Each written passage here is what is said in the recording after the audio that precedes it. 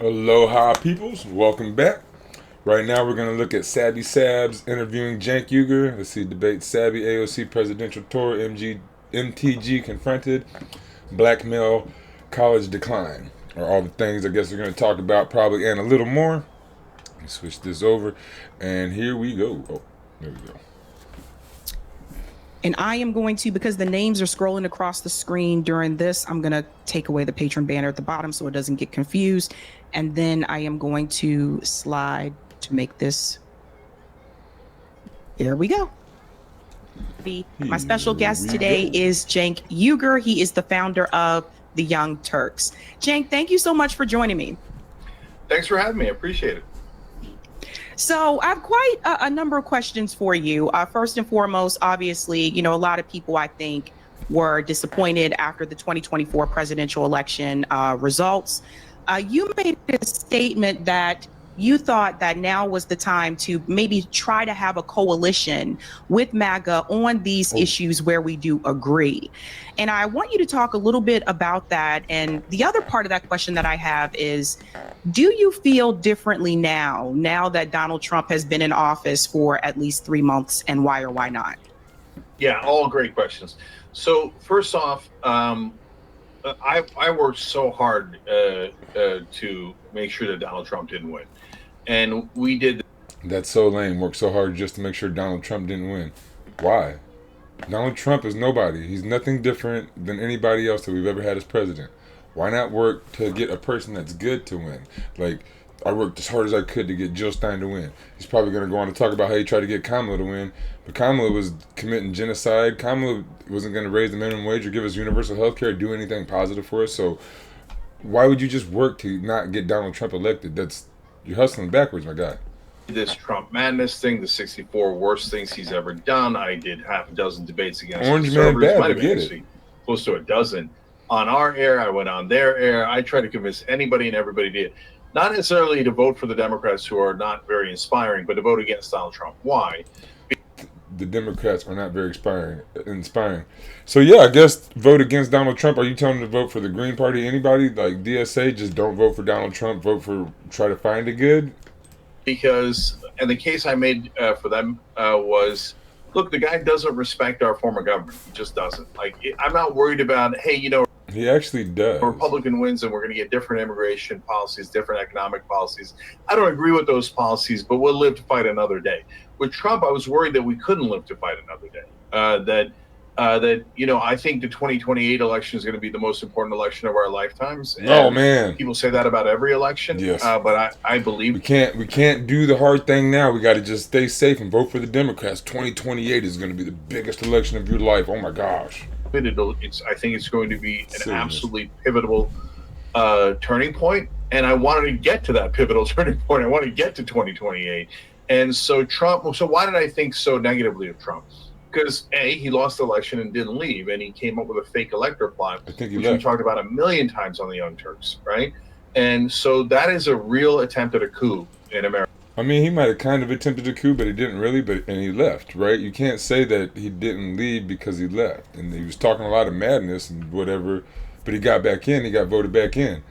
So that's kind of a lie, or at least misleading. That guy doesn't respect democracy or the Constitution. And then afterwards, but you just said he doesn't respect our government.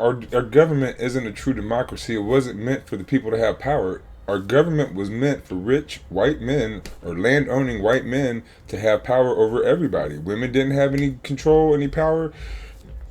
Even non-land-owning white men didn't have any say. So you had to have money and be white. He respects our government the way it was meant to be. That's what MAGA means. He wants to go back to what the original government was. Yes, he respects the U.S. government to a T.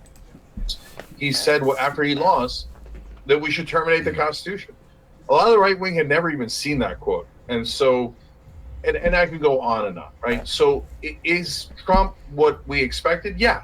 And so I get why a lot of Democrats are confused, because I was trying to push Biden out, and we've been trained as Democrats and on the left by MSNBC and other folks that if you're against Trump, then you have to be say the most wonderful things about the Democratic candidate, and you have to, and it doesn't matter. They could literally be falling apart at the But seams. literally, if you're saying and against Trump, you're going to be against the Democrats too. They're basically the two sides of the same coin. They're not the same party, but pretty close. They work together in cahoots to not give us any say.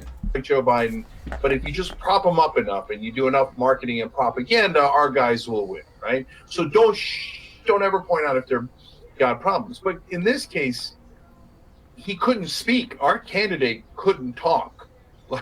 And you saw it at the debate. Then why is that your candidate? And all. Why would you stick with that candidate when there's a Green Party candidate or other candidates out there that can speak, that have your politics, but you're going to back the corporate Democrats who do not have your politics, but they just have a chance to win. So you're just going to back the lesser evil, so you're evil.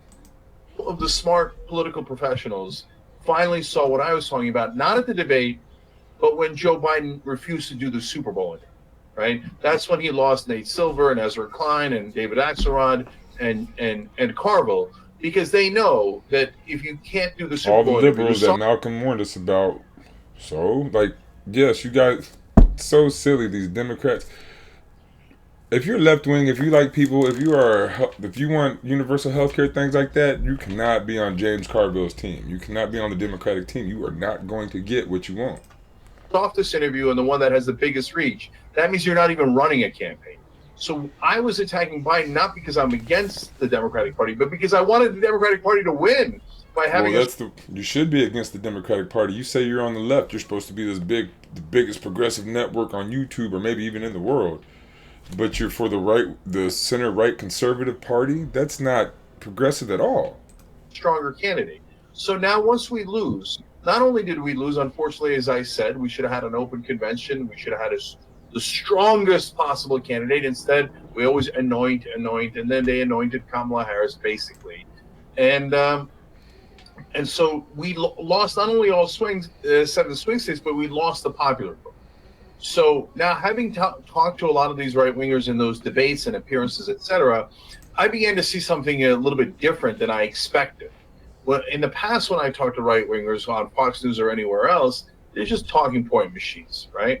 And so, tax cuts for the rich are great for the average guy.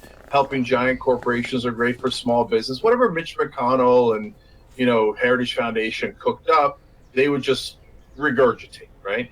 So now when I talk to them, that was still 70% of what folks are doing. But 30% was very different. Like, they were very, very anti-war when before the Republican Party was very pro-war, right? Whether they mean it or not is really great and important open question. So, without getting into all of the details on all the policies, what I did after the election was, guys, if they're really anti-war, we need to build a coalition with them if Trump, for example, tries to attack Iran. And I know that Trump is going to be pushed to attack Iran because his largest donor is Miriam Adelson. And she wants us to attack Iran. She's a hard right-wing Israeli American, but she seems to, in her donations and in her demands, care more about Israel. That's not true of normal Israeli Americans, or certainly not true of Jewish Americans, but it is true of her, right? And so I know, watch out, they're going to want to attack Iran. So if I can, and if all the left does is go, we hate what Trump is doing, it doesn't move him an inch, not 1 inch. In fact, it might help him because he's like, look, we're owning the libs. If on the other hand, he loses the left his isn't base, the libs, guy. You should know that. You talk about being one of the most progressive channels and one of the biggest progressive channels. You should know that the left and the libs are very, very different. Or a significant percentage of his voters, then he gets worried. So, for example, he said, we're going to take control of Gaza in the first meeting with Netanyahu, and we're going to do the unexploded bombs and clean that up for Israel, etc. And it looked like he was saying ground troops in Gaza. And he turned around on that in 24 hours. Why? Because his base revolted, not because the left revolted. Again, that doesn't move him at all, right? So his base was like, no, we're not doing ground troops in Gaza. I don't know what you're talking about, right? So he goes, no, I didn't mean that, right? But here comes the donor class again. So Netanyahu shows up a little while ago, and they're back to talking about how we're going to control and own Gaza, right? So you've got to build that coalition to be able to effectively push back on that. to make sure that we don't get hurt more by the Trump administration, and to kind of open up their eyes to things that are happening, right? So when you only watch Fox News and you never watch any left-wing programming, we can't say to them, hey guys, remember how you were anti-war and you wanted to cut the Pentagon budget? You see how they actually added to the Pentagon budget? Because they were never going to hear you. But now if you go on Patrick Bet-David and Tim Pool and all these other different right-wing shows and independent shows, et cetera, and you go, hey guys, let's cut defense. And they go, yeah, let's cut defense, which by the way, they did. You can see videos from Patrick Bet-David, Tim Pool, and the other shows that I was on where they're like, you're right, we should cut defense. And then Patrick Bet-David, after I did that appearance, did this long video about how you could cut defense. And then now all of a sudden it goes to Laura Ingraham and it's on Fox News, et cetera. Pretty much all people talk about wanting to cut defense. Democrats nor Republicans will cut defense. Both add to the defense budget. That is what a corporate party is going to do. Both of those two parties will not cut defense. That doesn't mean that I think that they're actually going to cut defense. So when they actually added over $100 billion to defense, you could begin to see some portion of his voters on social media going, what just happened? I thought we were cutting it. Why are we adding to it, right? So is that most of his voters? No. Is that some of his voters? Definitely. Is that the sum that we need to switch over to vote on our side, or to just support us on those policies we agree on and to potentially move Trump? Yes. So that's a way of a strategic way of trying to regain the middle. So there's a lot more nuance. Instead of regaining the middle, go to those who aren't politically involved right now, who have been politically left out. The actual left, the people who care about people who are so disengaged because the Republicans and Democrats don't care about us, that they're just not going to vote. Like my boy Culture Shock from yesterday, or a couple of days ago, the interview I had. He doesn't vote because he doesn't believe in either party, but there's other reasons that he doesn't vote. Go check out the interview if you want to see those. But yeah, that's try to take the middle. So the Bernie to Trump bros, or whatever you call those, I wouldn't call them middle. I would probably call them more extreme. They're on the outer edges, like that horseshoe theory, whatnot. There's certain things that both the far right and the far left kind of want, and they prefer it through the left, right, through a Bernie Sanders type of thing. But if you're not going to give it to them, then they have to go to the right, because the right will let you at least say certain things. Where the Democrats won't. You can say it in the primaries, but you can't say it when it comes time to doing real stuff and when it comes time to being in office. Us to it, but I've got a long explanation here, so I'll stop there. So I'm glad you mentioned anti-war, because I want to tell you what happened a couple years ago. I went to D.C. to cover a rally called the Rage Against the War Machine rally, and there were people there from different political ideologies. And I remember covering that, thinking to myself, looking around like, wow, look at all these people came together because they agree on this issue. There were people that were speaking there like Tulsi Gabbard, Dennis Kucinich, Jill Stein was one of the speakers. And I was like, wow, this is something. But then October 7th happened. And after October 7th, when Donald Trump started to smear Palestinians, I watched some of those same people make excuses for Donald Trump. And then all of a sudden, that so-called anti-war coalition that I believed we had at that point in time, it was gone, because as we got into the electoral season, people went back into their political silos and started to defend their candidate. So the problem that I've noticed with this particular type of coalition building, and I'm a registered independent, by the way, is that once there is an election that is involved, people tend to side with their candidate, even when they're wrong. Now, to be fair, some of them have told me they do not appreciate what Trump is. See, this is why we need ranked choice voting too, so you could vote for who you think is the most right, and then vote for who you think is safe and things like that, and it'd be a lot better for everybody. Is doing when it comes to Iran, when it comes to Gaza, but they don't regret. They're not at the point where they regret their vote. But I think that's where the coalition, to me, it falls apart, because I see people still find ways to defend Donald Trump, just like I saw people try to find ways to defend. Well, the coalition falls apart when it's in the Republican or Democratic Party. These are corporate parties who do not care about you. You can't build a people-style coalition in a corporate party. It will not work. It's impossible. And Kamala Harris. So that's where I've seen it fall apart. And I felt like the anti-war part was a piece where you could get more people to come together. Same thing with healthcare. I had this conversation recently with Shermichael Singleton. He's conservative. Shermichael Singleton agreed with me on this show that the healthcare system we have in this country is a problem. However, he went on to say he doesn't think universal healthcare is going to be the answer. He doesn't agree with that. So I don't see them moving over to progressive positions. That's my thing. Yeah, Savvy, I actually totally agree with you, and and I get what you're saying, but I want you to have a bigger picture context. So, what you did in that conversation about healthcare, and what I'm trying to do in all the conversations I'm having, is the very beginning of this, right? So for years and maybe decades, we've just been yelling at it. Speaking of having conversations, I'd love to talk to Sabby Sabbs and Cenk Uygur. I'd love to get on TYT, huge show, right?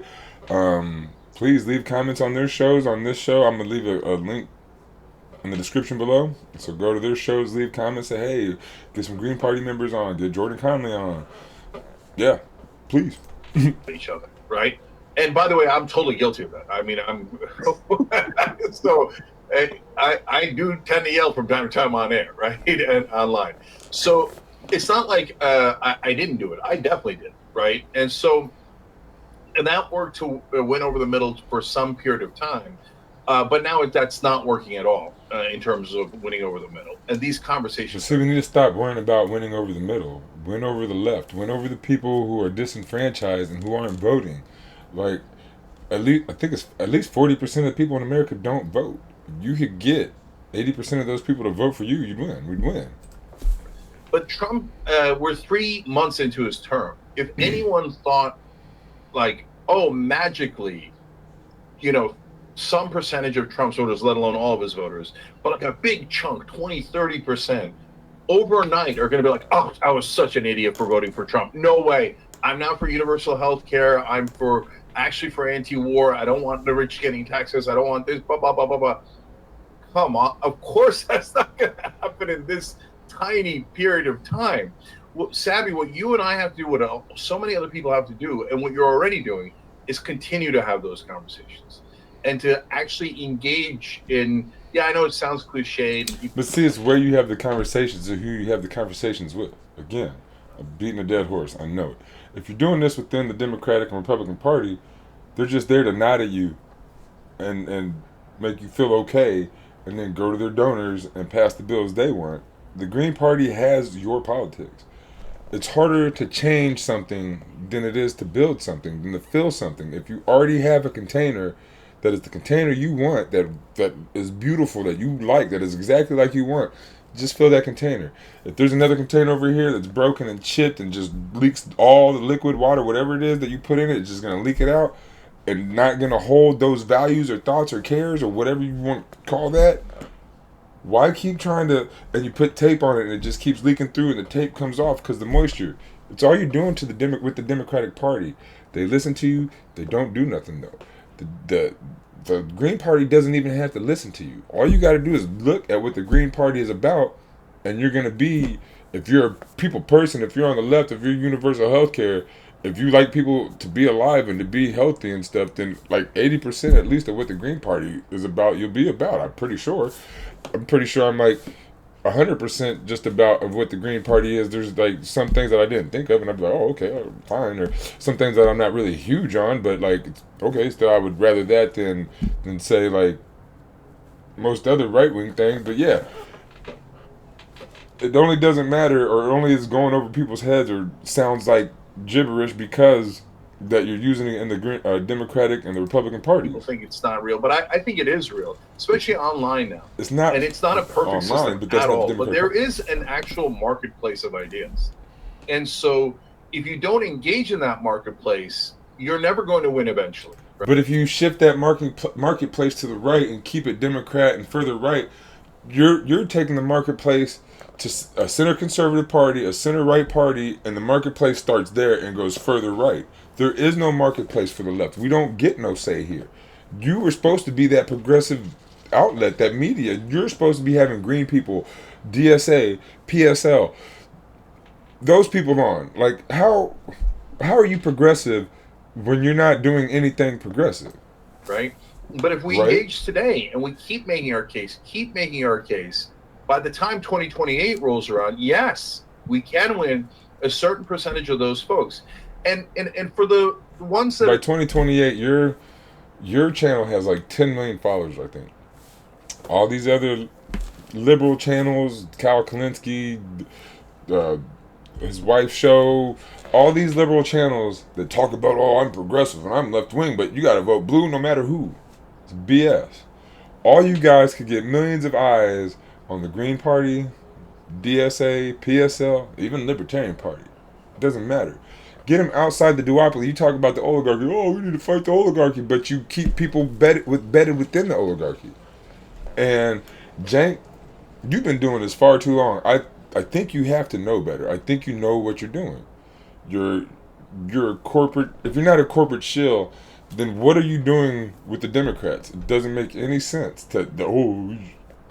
Now 28 is going to be the biggest election of all time. Oh, you got to vote Democrat, blue no matter who. That's BS. did vote for Trump that are either independents or right wing, what I would say to them is, guys, we're not trying to trick you. We're Yes, you trying are. to show you Oh, that they've that's been true. He's trying not to trying to trick the right. So He's trying if to they trick the actually left. cut the Pentagon, great. Then you got what you want. If anyone thought, like, oh, magically, some percentage of Trump's voters, let alone all of his voters, but like a big chunk, 20-30%, overnight are going to be like, oh, I was such an idiot for voting for Trump. No way. I'm not for universal health care. I'm actually for anti-war. I don't want the rich getting taxes. I don't want this, blah, blah, blah, blah, blah.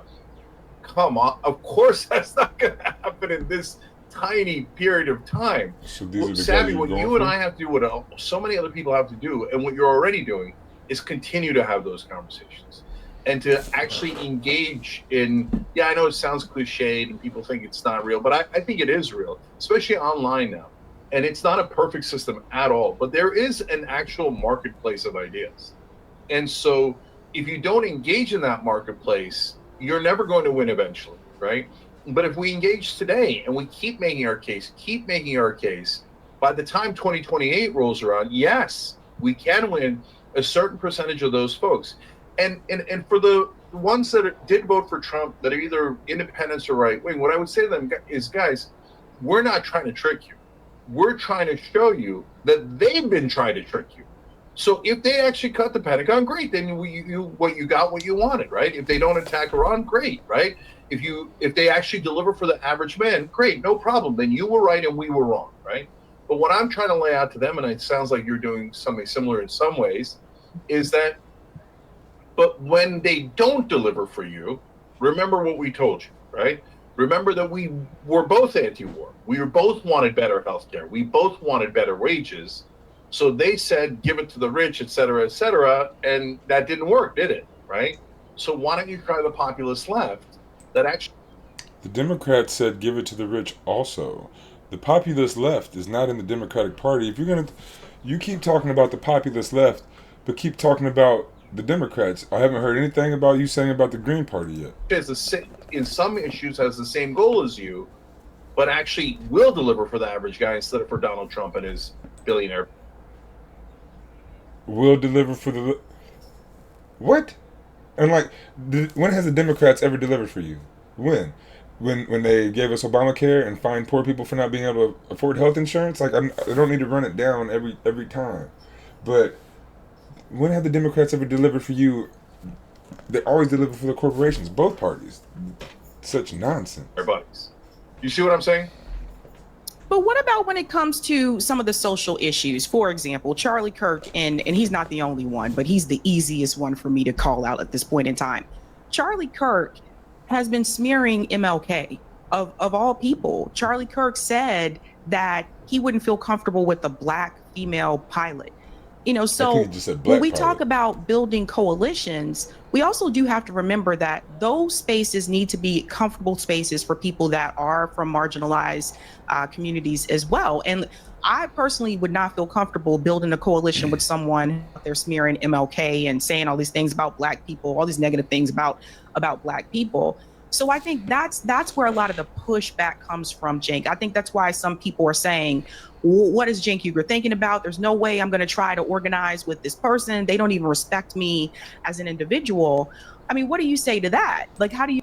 So that being said, coming from a black perspective, I know I'm light skinned, but if people will look at you and say, "Oh, they're black, they can't fly a plane. They're black, they can't do certain things," or "I don't trust them to do certain things," how can black people work with you? How can we try to do something with you when you look at us as like not able to do stuff? Like we're not smart. Like when I was young, people told me I wasn't smart enough to play quarterback all the time. Many coaches told me that. All right, how can I work with somebody like that when I get older? This dude in my class, I'm mixed, right? This dude in my class, we were having this conversation about, there's actually these two other people in my class, a black girl and a white dude were having a baby or whatever, and this is in school, so she was a pregnant high schooler, and this guy in my class who was on my football team said, "Oh, I don't believe in that." And I'm like, "Dude, I'm mixed," and he's like, "Oh, well, you're okay," or something like that, and I'm like, he was a lineman for me, and he doesn't believe that I should be alive. So he's not gonna block for me like he would block for a white guy. And then if I was all black, he wouldn't block for me like he would block for a white guy either, because he doesn't really care about me, right? So how can you? I mean, you have to do things with people like that, right? You have to like be able to live around them. But how can you build coalitions to where you're like, "Oh, we're gonna make stuff better for all people," when they're like, "Oh, well, black people aren't really people." You know, it's hard to do. Do you expect marginalized people to feel? Yeah. So I think the word you use there is critical, which is comfortable, right? They're uncomfortable in those spaces. Okay. No It's not necessarily uncomfortable. We're unaccepted in spaces. Like as a black person, as a mixed person, whatever you want to call it, I've been in white areas where they didn't want me. Like that guy said, he didn't even believe I should be alive. That's not being uncomfortable. That's being unaccepted, not wanted. That's very different. Charlie Kirk is afraid of black pilots because he doesn't think we're smart enough to fly planes. Fuck you, Charlie Kirk. That's not acceptable. That's somebody. If you want healthcare, okay, maybe we could talk about that, but we really can't work on much. Like your whole system of thought. You don't think black people can do things. They should probably not teach white people, right? If they're not smart enough to fly an airplane, then they obviously can't teach pilot school. They can't teach a lot of stuff that only white people can teach because black people aren't smart enough to do certain things. That's not somebody you can really work with that much on. I don't know if you can work with at all. I get that, and it's not for everybody. Then let me do it, but please try not to tear me down while I'm doing the uncomfortable thing that I think might help. That's like the thing, Joe Biden working with Strom Thurmond and stuff. There's certain people that are too far gone. You need to just tell them, go to the beach, go away, keep your ideas to yourself, and just shut up. And if you want to be loud, but we need to outvoice them. Like he's a corporate shield, Charlie Kirk. He's going to get paid no matter what. They're going to make sure his voice is loud, like a PBD. All these right-wingers got big back money, right? And they're going to have their voice out. But we need on the left, we need to get our voices out. We need to build a left-wing coalition of people who care about people, and we can drown out the Charlie Kirks who think black people can't fly airplanes. Right? So let me give you an example from my background so you know what I'm... Or that's like saying a Hitler or somebody like that. They got really bad views, but he wants universal health care. He just doesn't want universal health care for all. So is it really universal? Like, I'm pretty sure Charlie Kirk would love universal health care if it didn't include those who weren't smart enough to fly airplanes. We'll say it like that. I'm talking about that. So if I go on Steve Bannon's show, and let's say that we agree on private equity companies shouldn't be able to buy our homes because it drives up housing prices. They're going to turn us all into renters eventually. So Steve Bannon's show, you agree on some stuff, but Steve Bannon wants Donald Trump to run for a third term. Now, if you take your people over to Steve Bannon and say, "Oh, this guy's kind of smart. He wants these 2 or 3 things that I want," and then they look at Steve Bannon's show the next day, and Steve Bannon's sitting there talking about, "Oh, we want Trump to have a third term, this and that and that." I mean, is this the person you really want to work with? There's lots of people who want stuff, and there's lots of right-wing people who don't think Trump should run for a third term. There's lots of right-wing people that would be great to work with. Steve Bannon, though, is a little bit out there, and Charlie Kirk is amazingly out there. Like, when you say black people can't do things, then fuck you. Like, really. And we're going to be indentured servants of the corporate class, right? We already are. It turns out Bannon agrees with that. I am not sure that he does, but he might. And Charlie Kirk says that he agrees with that, and has pushed it on his show. But I know Steve Bannon is viciously against immigrants, and I'm an immigrant. And in the past, he's been viciously anti-Muslim, and I'm Muslim, right? Muslim background. Okay. So if somebody else who's in the same category as I am, immigrant Muslim, says, I don't want to talk to Steve Bannon, that makes me uncomfortable. And I don't want to be in a coalition with him. I think he's really a harmful person, a terrible person, etc. Okay, no, I'm not going to push you to do that. God bless. I totally get it, right? But if I can get that thing done, whatever it might be that's positive, anti-war, protecting housing prices, paid family leave, which a lot of the right wing want, 74% of the right wing want paid family leave because they think it helps moms and actually incentivizes children, etc. So if we can get that done, that matters. It matters to people's lives. It incentivizes having children, but they don't want certain people to have children. Certain children aren't going to be smart enough to do a lot of jobs when they get older, they say. So they only want certain children. Like this is not a good argument, James. Family leave or you don't. Your housing prices actually go up or they don't, right? So I'm willing to put aside how much I can't stand Steve Bannon's opinions on Muslims, on immigrants, and by the way, on other issues, including Trump should run for a third term. It's maniacal. It's unconstitutional. I'm willing to get into the most, knock out, drag out, whatever fight there is. So people like this, you're ready to go to Charlie Kirk, Steve Bannon, all these far right people who would exclude lots of people, don't want lots of people in society to be able to be okay. Rather than try to build the Green Party or DSA or any organization that has almost your exact value set, or at least the value set you say you have, and you have millions of followers that you could help build this party. Now, with the TYT supporting the Green Party, we would win all kinds of mayors and governors and state senators and state elections and city council people. We would win quite a bit of seats. I think we would win U.S. Senate seats. I don't know if he already bragged about it, but I watched this interview already once. But he brags at one point about how he got AOC elected. I think it's coming up. How they get AOC elected. If you can do that, why not do that for the Green Party? You're over here taking your progressive, your progressive audience further to the right, taking them to people who think black people are not smart enough to fly an airplane. Why would you do that? Why is that more acceptable than going to a party who has your exact moral values but just needs help being filled up? You know how to fill things up. You know how to get eyes in the audience. You know how to build a movement. Go build a movement that has the same thought process as you. If you're actually a left winger. Now, are you a Bernie Sanders, a AOC? Are you a sheep herder? Are you taking the left and just bringing them to the Democratic Party and keeping the status quo what it is? Are you really working for the corporate party? I mean, to me, that's what it seems like. On those grounds. But if we can build a coalition to prevent an attack on Iran, like, for example, Tucker Carlson, loathsome in 1,000 ways, right? And is against my identity and my beliefs in 1,000 ways. But he really doesn't want to attack Iran. If you say, I'm going to turn down that coalition, I'm going to say, no, you don't listen to Tucker Carlson. We should attack Iran because Tucker doesn't want to. No. Now, not building a coalition with somebody doesn't mean you have to say you want the opposite of them. Like Charlie Kirk says, oh, I want to free Palestine. I'm not going to be like, no. But because you're racist or you hate people doesn't mean you're always wrong.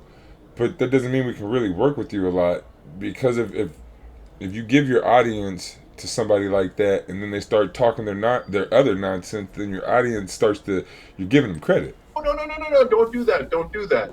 Because it matters. But nobody does that. Who does that? Like maybe Democrats, like right wingers, they're fighting. It's a game. It's that WWE. Nobody on the left is going to be like, oh, we want to attack Iran because anybody doesn't want to. No one's going to on the left says we want to do something because somebody else doesn't want it, or we're not going to do something because somebody else wants it. On the left, we think. You're talking about Democrats, which are center conservative, center right, whatever. Those people, liberals, They're all with the wind blowing around. The left is not like that. Like attacking or not attacking Iran matters. So I'm willing to put aside how uncomfortable I am and how much I disagree with them on those other issues to be able to potentially one day build a coalition that could actually prevent these things, right? So again, the skeptics will always find a reason to be a skeptic. So they'll say, no, I don't believe Tucker. I don't believe it. And by the way, Tucker Carlson and Steve Bannon give you a million reasons not to believe them, right? But no, Tucker's like very adamant. So this is where you go. They give you a million reasons not to believe them. So you go there rather than the Green Party, DSA, PSL, beating this dead horse. Beat it, beat it, beat it. Like, are you serious? I don't understand. How are you the progressive leader? I don't know, man. This is a little bit odd to me. Adamantly against that Iran war. If you say no, everything he says is a lie. Okay, then is it a lie when he says that? In the Green Party charter, we say we're nonviolent. We are anti-war. We would, if you got a Green Party president, the wars would stop today, that day, within a month. I mean, I don't know exactly how fast you can stop all wars, but they would get stopped pretty much as fast as could be. Doesn't seem like it's a lie. So he's trying to appeal to his audience, and he thinks his audience doesn't want to attack Iran. So take the win on that category. And if you're not comfortable doing it, that's okay. Let me do it. But please try to not hurt that effort so we can actually get. So I would say, yes, talk to the people a bit, get the word out a little bit, but building a coalition with somebody like Charlie Kirk, who thinks black people are too stupid to do stuff, you can't build a coalition with him. You can have a couple conversations with him, yes. But to build a coalition with somebody who thinks that you're less than them, you can't do that. Like Steve Bannon, he doesn't want immigrants. He thinks that Muslims, or Sam Harris, he hates Muslims, right? Like he thinks Muslims are the worst thing ever. So how do you build a coalition, Cenk Uygur yourself as a Muslim, or I think you said Muslim representing, something like that. I don't think you're a Muslim now, but come from Muslim peoples or whatever. But he doesn't like you as an immigrant, and most of your peoples as a Muslim, or however you want to call it. I don't know if you're Muslim still, but the way you said it. But how you gonna, if you were a Muslim, how are you gonna build a coalition with a Sam Harris? He doesn't like you at all, and he's gonna talk all this mess about you. Yeah, you can interview him, you can have some good thoughts, some same thoughts, but a coalition means something different. Get the policies we agree on.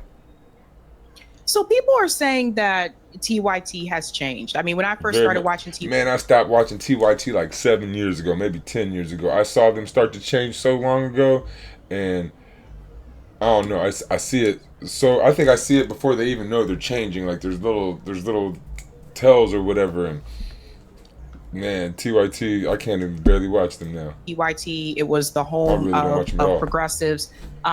I understand some of this. Some people believe that this is a business decision that you have made, because I think we both know that there is more leverage, and YouTube highly promotes right-wing commentary over left. Man, if you are black and want to do a conservative show on YouTube, I have seen shows go from the day they start, because I get a lot of brand new shows, to 100,000 to 1 million subscribers in 6 months. It is fast. If you are a conservative and on the right and you want to make some money, I even kind of thought about doing that, do a no face channel and just do what I know conservatives like, so I could bring in some money and then run as a lefty, fund my campaign and shit. But I can't do that with good conscience, right? But man, if you are on the right and you do some YouTube, as long as you can talk a little bit, and especially if you're black, you will blow up fast.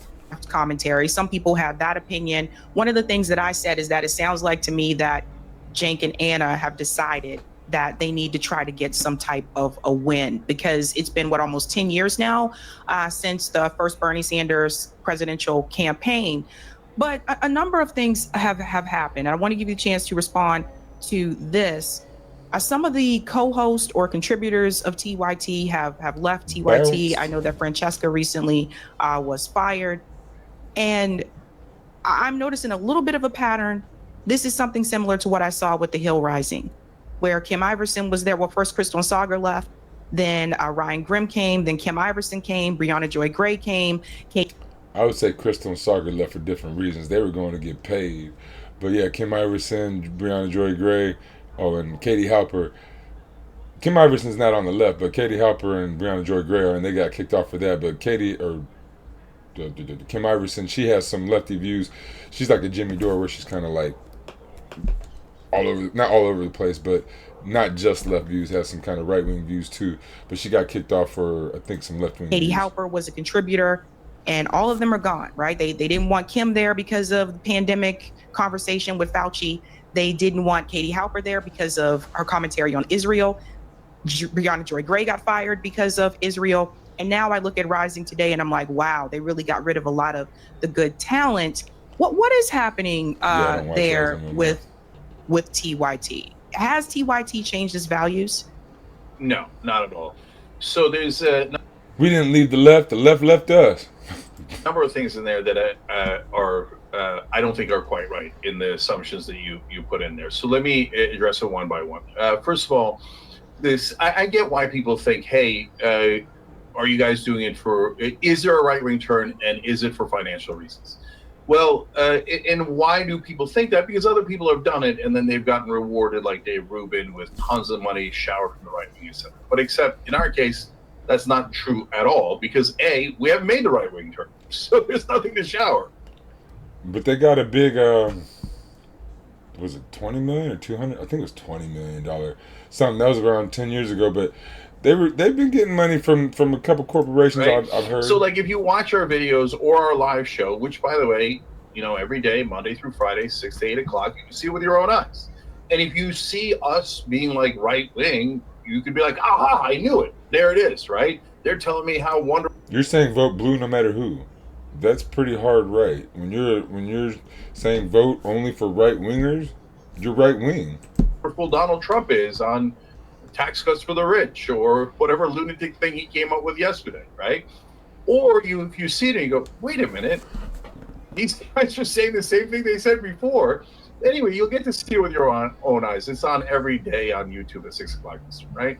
And so that's not true. And then in terms of did we do it for attention or money, etc.? No, and we knew this because we're professionals. We know the algorithms, right? So no, we knew that it might hurt us, and it did. Okay, did we do it for attention? No, we knew that it might hurt us, and it did. What is the it you're talking about? You just said you didn't make a right wing shift, and you didn't do it for money. That you didn't do it. Now you're saying that you didn't do that. You did it, but you didn't do it for money. You did it knowing it would hurt you. So you just contradicted yourself. That was a very Trumpian or very right wing thing to do. On the main channel, our views are way down, and so our opponents can celebrate that. Woohoo! Yay! We got them, etc. And so, but you can't say, hey, we got them, and they've lost a lot of money here, and they did it for the money. Those two. But so, right, you just said you didn't do it, but then you said you did it, but it wasn't for the money. You said it was, things are not. You lost money doing it. They just aren't. So pick one. Very contradictory. Very contradictory.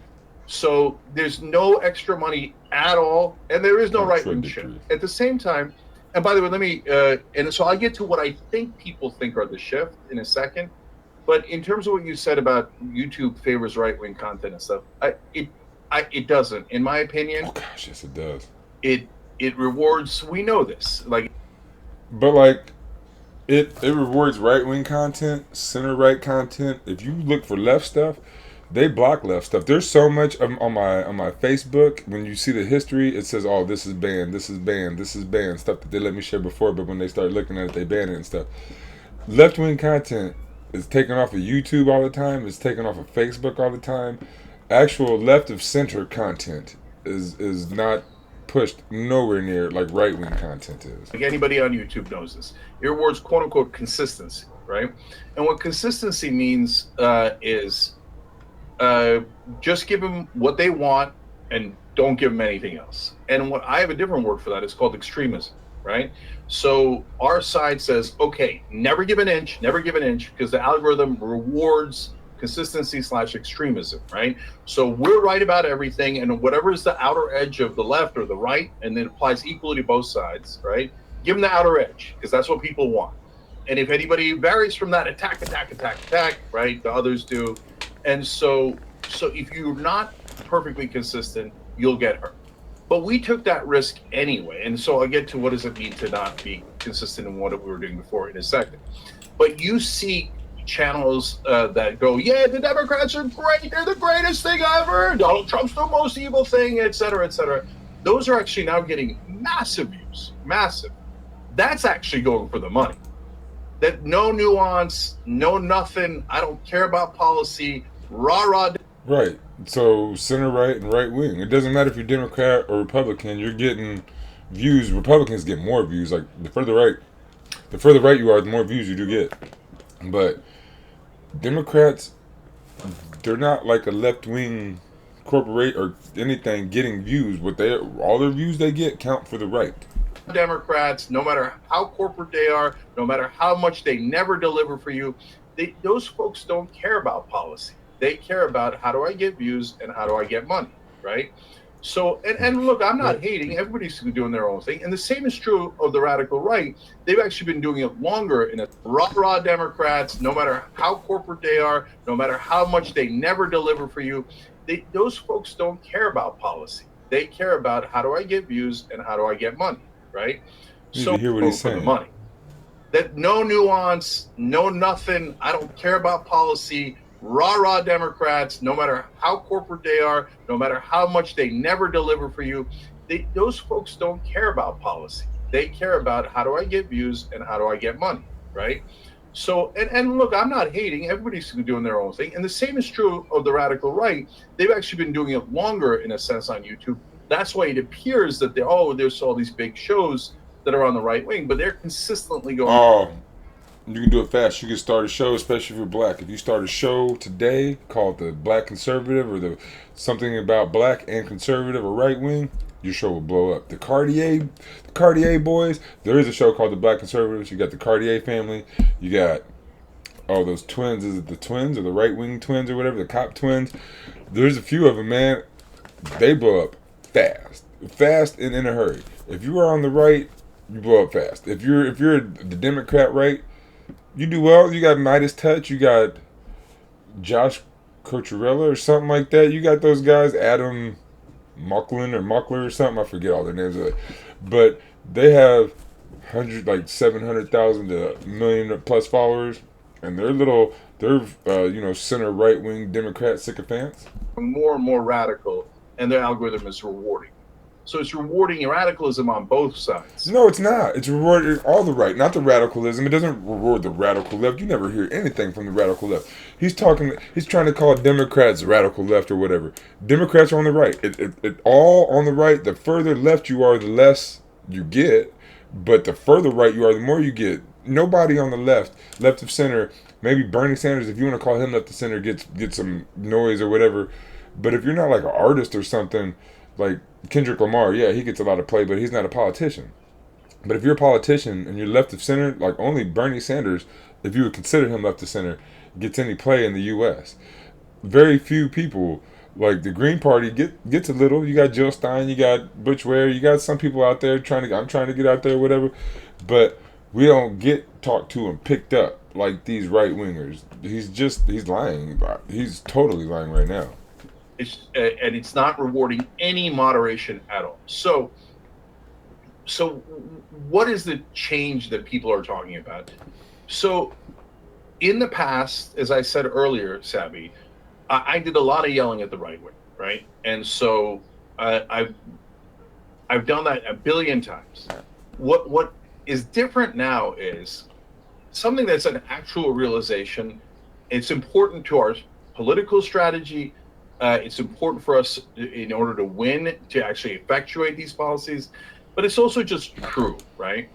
What I realized, especially when I went up. Well, one of the most important parts of winning and effectuating your policies is winning in the right party. We won with Barack Obama and gave that dude a supermajority. George Bush was the last person to raise minimum wage. On the right wing shows and started interacting with the right wing more is this is not the same audience as before. Before, I would get nothing but talking points. Now these guys are giving me 70% talking points but 30% they're all over the board in a way that I didn't expect and never saw before. So I'm trying to figure out what's going on. Why is this happening? And what I realize is they're not just watching Fox News anymore. They're watching Rogan and Theo Von, even though he's not that political, and Tim Pool, and all these different outlets, right? And all those outlets have slightly different points of view on different topics. Some, for example, are in the old school of right wing. Let's do whatever Israel wants. Let's attack Iran. Let's start more wars. Let's give endless money to Israel. Others are in the camp of, no, I'm not interested in giving any more money to Israel, and I'm definitely not interested in fighting their wars for them. So hence, now I'm starting to see, okay, wait, it's the media that's driving their opinions. Whatever media they're watching is what's driving their opinions, which makes sense, right? And now they have more diverse media. The reason I'm taking my box off is I'm sure you can understand to read these bottom things. How about he focus on helping the left organize and mobilize for a real political alternative? How about speaking the whole truth about your body politic? And you might disagree with a lot of what's in that media, or certainly the great majority of it, but at least it's a little bit different, right? So what I took away from that is, and there's one other factor, which is the Democratic side, which I'll get to in a second. Oh, wait a minute. These folks, and we partly already knew this, but it really reinforced it for me. These folks, they got lied to. They genuinely believe that Trump is anti-war. They genuinely believe that Trump is populist. He's going to say they got lied to? We got lied to. The Democrats lied to us. Barack Obama lied to us for 8 years. Hope and change. He was the biggest liar ever. Then Bernie Sanders, I don't know if he was lying to us or not, but the Democratic Party, they cheated us. Like, what are you talking about? Yes, the Republicans lied, but the Democrats lied too. It's not like they're thinking, we'll trick the liberals and, we'll pretend to be anti-war, we'll pretend to be for the average American, and then when Trump gets in, we'll serve the rich and we'll start endless wars. Some of them might think that, but I don't think that's a large number. I think a lot of them really believe that Trump was going to do those things, but he's not going to. You and I know he's not going to do those things, right? On war, again, his base might push him in a certain direction. So then I realized it's not the voters' fault. It's the leader's fault. So then you look at the Democratic side. And so many people believe that Joe Biden was young and dynamic on their side.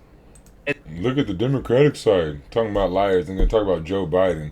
Dude plagiarized so much in his first few times running for things, he had to pull out. And they would get really upset if you said that he wasn't and he was in mental decline. They'd get super mad at you, but not just mad at you. They really believed it with all their hearts, that Joe Biden had no mental decline issues at all. He's the best. No, they didn't. They knew he had mental decline. They were lying. He's lying to you now. He knows they didn't think that he was the best or whatever. They knew he was in mental decline. Talking about lying, and you're lying. You're talking about Republicans lie too much, and you're lying right now. The candidate we could have against Trump. Now, is that because they're bad people? No, of course not, right? Because they're liars. They got lied to by MSNBC and the others. Oh, wait, he's talking about Biden people. Was young and dynamic. Thought he's talking. Well, yes. Okay, my bad. They genuinely believe that Trump is anti-war. They genuinely believe that Trump is populist. It's not like they're thinking, we'll trick the liberals and, we'll pretend to be anti-war, we'll pretend to be for the average American, and then when Trump gets in, we'll serve the rich and we'll start endless wars. Some of them might think that, but I don't think that's a large number. I think a lot of them really believe that Trump was going to do those things, but he's not going to. You and I know he's not going to do those things, right? On war, again, his base might push him in a certain direction. So then I realized it's not the voters' fault. It's the leader's fault. Right. So then you look at the Democratic side. And so many people believe that Joe Biden was young and dynamic on their side. And they would get really upset if you said that he wasn't and he was in. Okay, so when he said so many people, I thought he was talking about the people, like the Democrats that are in office and whatnot. He's talking about the voters. So I guess the voters believe. Okay, because he's going to say they were lied to. Okay, I should have listened to him. In mental decline. They get super mad at you, but not just mad at you. They really believed it with all their hearts, that Joe Biden had no mental decline issues at all. He's the best candidate we could have against Trump. Now, is that because they're bad people? No, of course not, right? They got lied to by MSNBC and the others that told them that Biden was young and dynamic, and they believe. That's what I was talking about at first. The MSNBC and the other Democratic Party leaders telling you Joe Biden was all the best or whatnot. Like, I forgot he was talking about the people. But yeah, the people got duped, and those that believed whatever, they were duped by, yes, MSNBC. But then he's going to tell you to stay with the Democratic Party when he's just going to tell you that they duped you. Believed it. So the conclusion I came away from is don't blame the voters. Attack the powerful. No. Attack this. Don't blame the voters, but try to educate the voters. If you're obviously a voter, go to the Green Party. The Democrats do not want you. They do not want you. He's telling you they do not want you, but then he's going to tell you to stay with them. If they don't want you, if a woman doesn't want you, leave her alone. If a man doesn't want you, leave him alone. Like, you can try a little bit here and there, but it's been Barack Obama's 2008. It's been so long. It's been way too long. Like, you're 16, 20 years in. That's not okay. Institutions and the elites, in the cases that you need to, but don't blame the voters. Try to win over the voters. But educate the voters. And Sabby, there's a reason why things are called a wedge issue, right? Because they try to drive a wedge between us. And why do they do that? They want us fighting on those wedge issues so we don't unite on taxes and war and all these things. It's the WWE style politics that the right wing plays. The Democrat with the Republicans, the two right wing parties, they play those wedge issue tactics so that we always argue and that we can't actually build our own real left wing coalition, be it in the Green Party, DSA, wherever. Things that the great majority of Americans actually agree with. So that's the sense that people have that we've quote unquote changed, is that sense of I'm not yelling at the Trump voters anymore. I'm yelling at Trump. And I'm telling the Trump voters, remember guys, here's the things we agree on, here's the things we disagree on. Okay, so there's a lot of Trump voters, again, the Bernie Trump voters. Yes, let's talk to them, bring them back. There's some people who are so far right, they don't want to be with us. And I urge them to look at the Libertarian Party. But if you're a progressive, if you're a left-winger, if you call yourself a left or a progressive or anything like that, then you should be looking at the 40% of people who don't vote, that are disenfranchised. Why are you going to the people who don't want to be or who don't want to be on the left, and you call yourself on the left? Democrats don't even want to be on the left, elected Democrats. The electorate, the people want to be on the left, and they want universal health care. Why not educate them and bring Green Party people on so that they know there's a place for them to be? That if all they got to do is go there and fill it up, and we can get the things we need. We already got the Democratic Party filled up, but they're not going to give us anything. All we got to do is take those same people and the disenfranchised people, go to the Green Party, and we can get what we need. We can get what we want. And on the things we agree on, now you're seeing with your own eyes, he's not delivering. Okay? You see what I'm saying? Trump ain't delivering. Joe Biden delivered so well, as did Barack Obama. Gave us all that universal health care, gave us such a high minimum wage, gave us all these things that, and codified Roe versus Wade, to where when Trump got in, nothing bad could happen because Barack Obama did such good. Wait a second. That was an alternate universe. It wasn't this one. I understand that. I think that there's a lot of frustration right now. I was just at Harvard Law School, and I can tell you the students are very down. They said the Democratic Party isn't fighting. They said both parties are owned by Wall Street. Right. They said, what point when you can just buy elections? Very down, very disappointed. And that brings me to the Democratic Party. I personally, because of the big money interests, I don't believe the Democratic Party can change. I supported Bernie twice, both times. I supported the squad.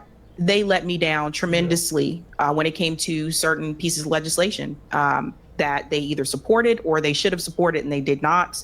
I'm very upset with the fact that Bernie Sanders still won't call what's happening in Gaza genocide. I was upset with AOC saying that Kamala Harris is working tirelessly for a ceasefire. There are a number of issues. I know you said you wanted to build a coalition with people on the right that agree with you on certain issues, but I have to ask, it seems like you're not willing to build a coalition with people to your left, right? So I think I'm to your left, meaning that I support some things that I know you don't support. Like I support defunding the police.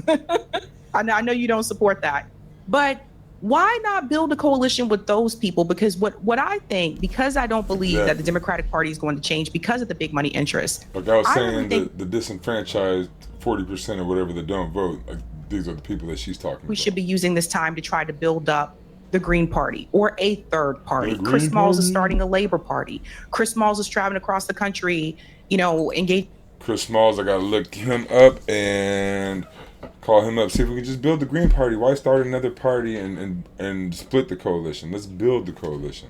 With people about how we can have a general strike in this country.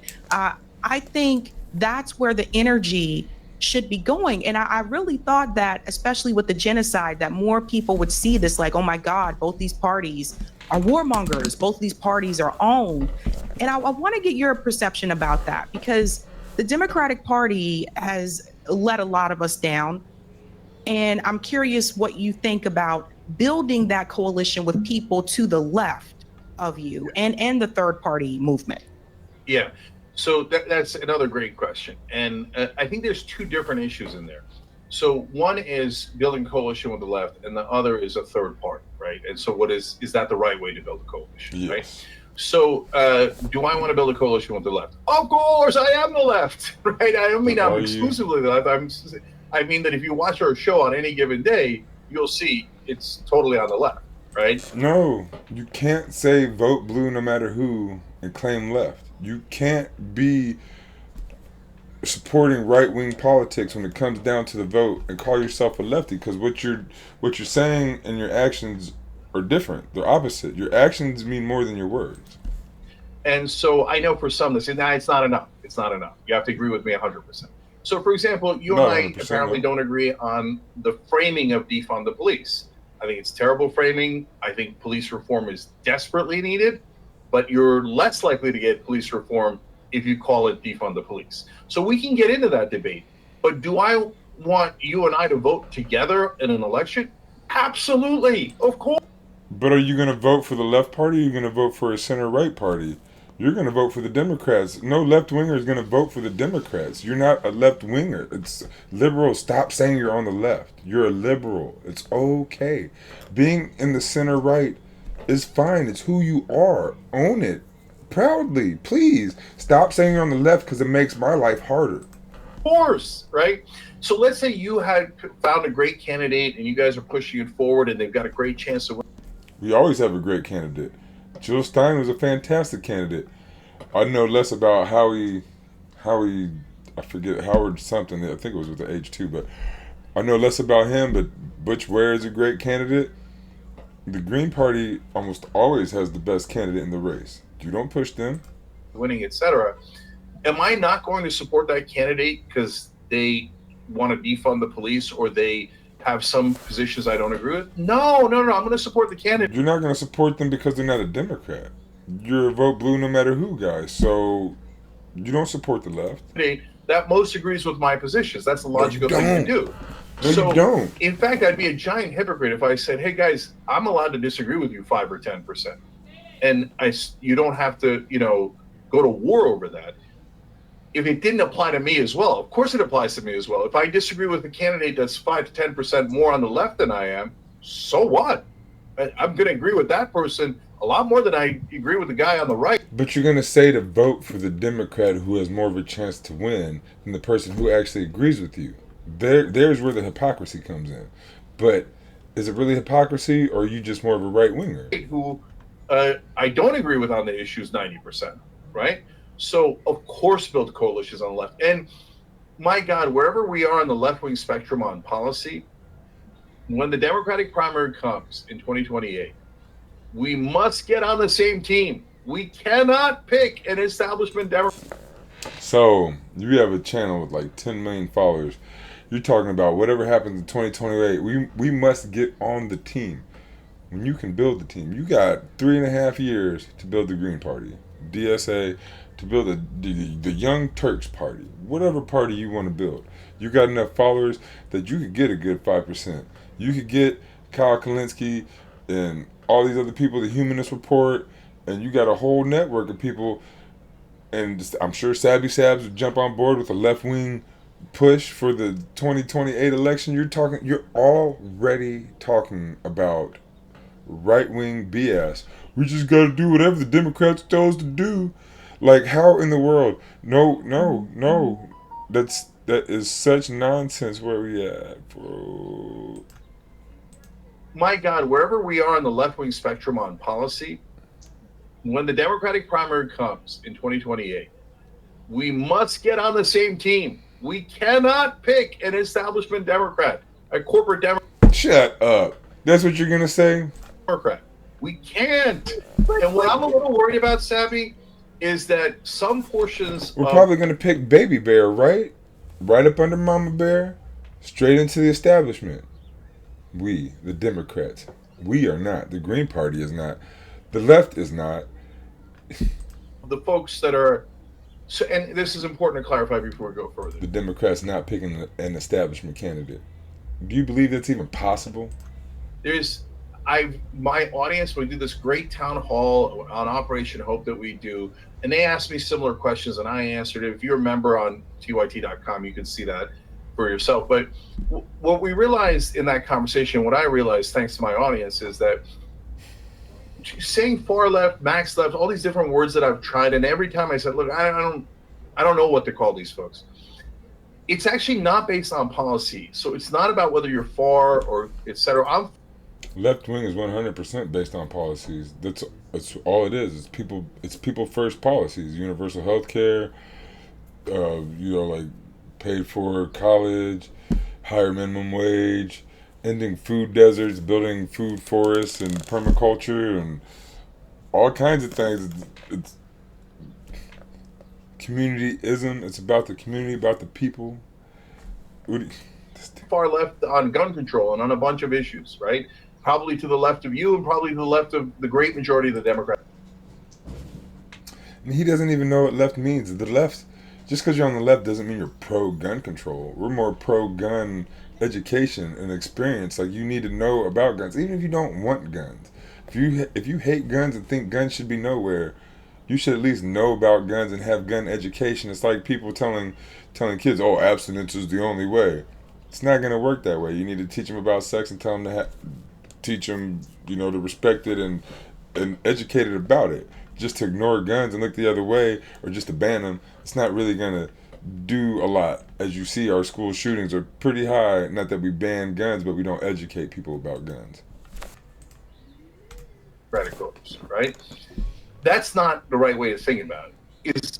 Are you a radical or are you not a radical? What does it mean to be a radical? Radical is purity test. You must agree 100%. If you don't, you get thrown overboard, right? No, not at all. I'm 100% a radical. You don't have to agree with me 100% to be on my team or be in the Green Party or nothing like that. Other side, if you don't hate the other side, you get thrown over. See, they're talking about Dems and Republicans, how they do their WWE fighting. It's not real. They don't even dislike each other that much, or some of them do, because some of them don't even know what's going on. But it's fake. Like, if you're actually on the far left or on the far right, you're not that mad at each other. You talk. Like, I talk to far right people all the time. They dislike Donald Trump and the Democrats just like I do.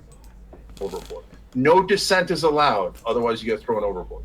Radical right does purity tests based on race, religion, ethnicity, etc., and ideology. The left mainly does it on ideology, which is better because at least you're not doing race and religion, etc. But it's still a purity test, and it's still the kind of radicalism that I'm against. I'm against all fundamentalism, religious fundamentalism, and political fundamentalism. Well, yes, fundamentalism is different than radicalism or whatnot. Like, if you're radicalized and you want to change the government and you want to change capitalism, that's radicalism. Like, I'm not a religious fundamentalist by any means, but most leftists aren't. That doesn't mean or right-wingers, you're talking about right-wingers. Yeah, like, if you're a far-right fundamentalist right-winger, yeah, no, we don't have much in common. But, like, a libertarian far-right-winger, we can talk. That everyone on the left is politically fundamentalist or radical. Not at all. I think it's a small group. So, but I'm saying don't be radical. I'm saying build the coalitions that are winning coalitions. So I can get to the Green Party in a second, but I thought you wanted to jump in on something. But, okay, so Cenk, you told people to support Kamala Harris, though. She was a corporate candidate. Like, so this is what I'm saying. This is what we saw happen twice. Bernie Sanders was the progressive candidate, taking small dollar donations. But when Bernie is not able to get the DNC nomination, we can go into how the Democratic Party cheated Bernie Sanders, I would say twice. The response from most of progressive media was, well, you can't get Trump, so you got to support the nominee. You got to support Biden. You got to support Hillary. See, So the thing is, I would say mainstream media instead of progressive media, because Sabby Sabbs herself didn't tell you that. I wasn't in the thing yet. But the places that I was watching, the left-wing stuff didn't tell you that. The liberals did, but not the left-wing or progressives. the reason why I think some of us left the Democratic Party after this whole, I would call it progressive experiment, is because we saw that continuously happening. Don't support people who take corporate money, but the DNC controls who the nominee is going to be. And they're going to go with someone who's corporate. Always. Then we hear you guys say, well, just support that corporate Democrat. So are you saying going forward, you're not going to do that? So there's a super important distinction there. Support in the primary or the general election, right? Because in the general election, there was no earthly way that any candidate other than Kamala Harris or Donald Trump was going to win by the time we get to decision time and we're voting, right? So and I didn't want Donald Trump winning because I thought he might terminate the Constitution and doesn't believe in our form of government. I didn't want that under any circumstances. So then I was left choiceless with the vote for Kamala Harris. So, but in the primaries, no, do not coalesce around corporate candidates. That is a giant trick. It's a propaganda trick by mainstream media. So she asked him if you were going to vote for the Democratic person if they cheated the left or cheated us. He said no, yes, no, yes. So when they cheat us and they put in Hillary Clinton or Kamala Harris, you're going to vote for them. You're going to say vote for blue no matter who. That's no good. You have no morals, no spine. So that's what happened against Bernie in 2016 and 2020.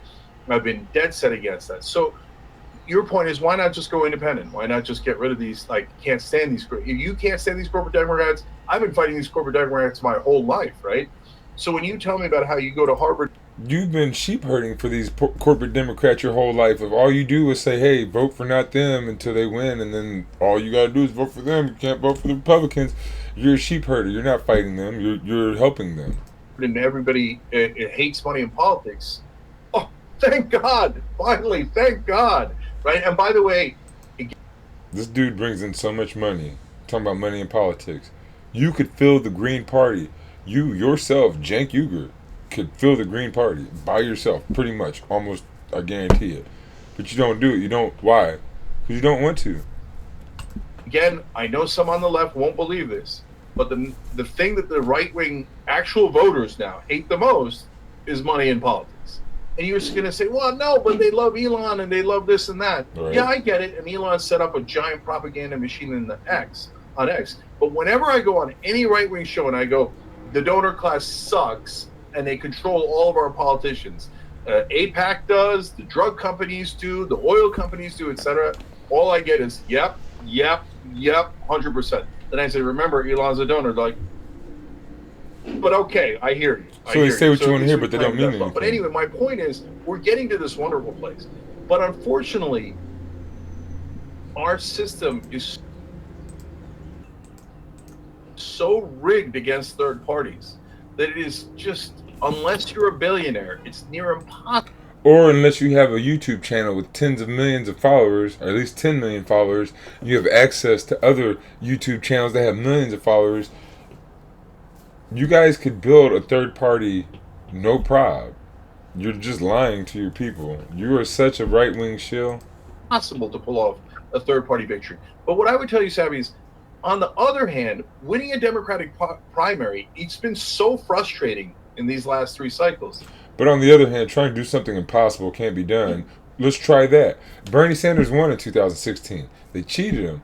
Bernie Sanders was the first person to win the first 2 or 3, primaries, and then lose. Everybody else has won. Barack Obama stepped in, corporate shill of a Democrat, stepped in and got all the people to bow out that needed to bow out, kept Elizabeth Warren in. The Democrats will not let you take them over.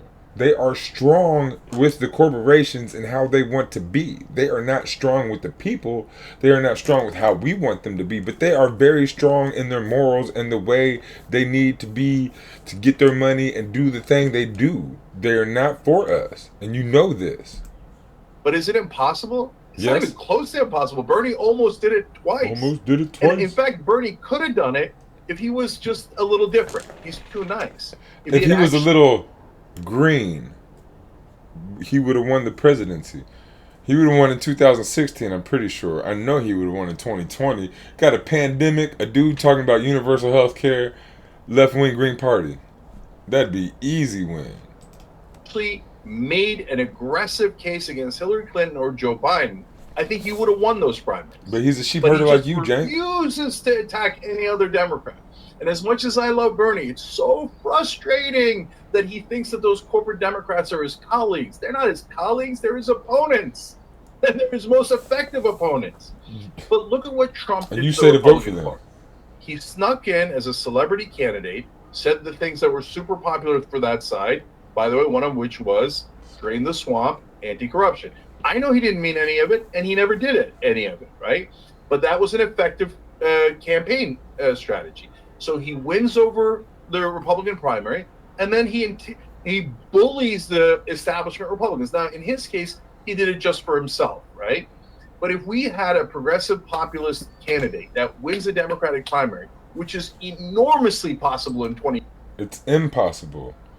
A progressive candidate winning the Democratic Party, they will cheat you. They are a business. They said they were. They do not have to listen to the word of the people. Cenk knows this. He's lying to you just like secular talk, just like Kyle Kalinske. They are lying to you. They are liberals. They are the exact people Malcolm X warned you about. Do not listen to these people. These people are lying, and they know they are. They totally know better than what they're saying. They are not for the people at all. Cenk and Kyle Kalinske and Crystal Ball, they are not on the left at all. These are liberal, center-right people. 2028, right? That candidate would get to remake the whole party, so then we don't have to be a billionaire to take over a party. We just do it in the primary. You don't have to take over a party. All you have to do is fill the party that has the priorities you say you have, that you really don't, because you want to keep taking people from where they should be and putting them where they shouldn't be. You are the problem, Cenk Uygur. You are the exact problem with the political system in the United States today. You are the you are the liberal that Malcolm warned us about. So please stay with me in 2028. No, please go the fuck somewhere, Cenk. And Sabby, one of the things I'm worried about. You ain't worried about nothing but your people making money. Don't You agree full of with me shit. on the left is, oh no, culture wars are the most important thing. So if Like, Kamala man, he's Harris getting me mad. I is need a to black calm down. woman, then that's it. I'm voting for her, and I'm voting against the progressive because I'm doing culture wars. No, don't do that. You see what I'm saying? Let's see, I think I missed something. Well, you're not going to find that on this show. I think we Right. were very critical of that. But I do want to bring up this issue as well. No, don't do that. You see what I'm saying? Well, you're not going to find that on this show. I think we Right. were very critical. Drain the swamp, anti-corruption. I know he didn't mean any of it, and he never did it, any of it, right? But that was an effective campaign strategy. So he wins over the Republican primary, and then he bullies the establishment Republicans. Now, in his case, he did it just for himself, right? But if we had a progressive populist candidate that wins the Democratic primary, which is enormously possible in 2028, right? That candidate would get to remake the whole party, so then we don't have to be a billionaire to take over a party. We just do it in the primary. So Idiotic. please stay with me in 2028 and do not vote for. And Sabby, one of the things I'm worried about for folks that don't agree. Stay with me in 2028. Stay with the Democratic Party so that we can stay corporate. TYT is gone. They're just gone. You are total corporate. You're blue, you're red, you're purple, whatever you want to call it. You are not on the left anymore. You should not be allowed to call yourself progressive anymore. TYT is mainstream. MSNBC, straight up, same. NBC, and all that. CNN. Agree with me on the left is, oh no, culture wars are the most important thing. So if Kamala Harris is a black woman, then that's it. I'm voting for her, and I'm voting against No the one on the left progressive cares about because that. I'm doing culture wars. No, don't do that. You see what I'm saying? Well, you're not going to find that on this show. I Yeah, think Yeah, no one on the left we're cares about very any of critical of that. But I do want to bring up this issue as well. And he knows that. I did speak to a number of Black Americans prior to the election. I did roundtables in person as well. And then, of course, post-election. And I did try to sound the alarm to people that I think a lot of Black Americans are going to stay home. They're going to sit this election out. And I was right. Kamala Harris did lose the Black vote when you compare her numbers to Hillary Clinton, Joe Biden. And of course, nobody has the numbers that Barack Obama has. Significant amount of Black Americans are tired, Cenk. They're tired. And one of the things that has been discussed multiple times on this show is that Black Americans want to know why we are the base of the Democratic Party. They can't win without us. But these candidates don't even support reparations for American descendants of slavery. They are putting every other group before Black Americans. And I really do, from what I heard from the people, I believe that's why a lot of people stayed home, because they're tired. You look at the rallies, the handoff rally that were the anti-Trump rallies that happened all across the country. Not many Black people out there. Like, people are tired. And so what do you say to those people? Because it's just, so much time has gone by, and I can't say, well, they're wrong for saying that no reparations, no vote. I honestly can't say that, because it's well overdue. And reparations, come to the Green Party. We're for it. Fill Congress, the president, the House, your state stuff with the Green Party people. You get stuff done.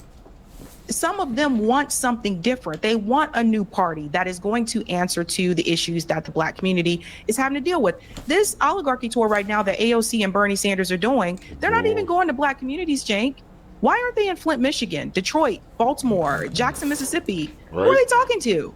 And I just continue to see the same pattern like repeat itself. So I'm curious, like, your take about that. Do you feel that's something the Democratic Party is not the best on?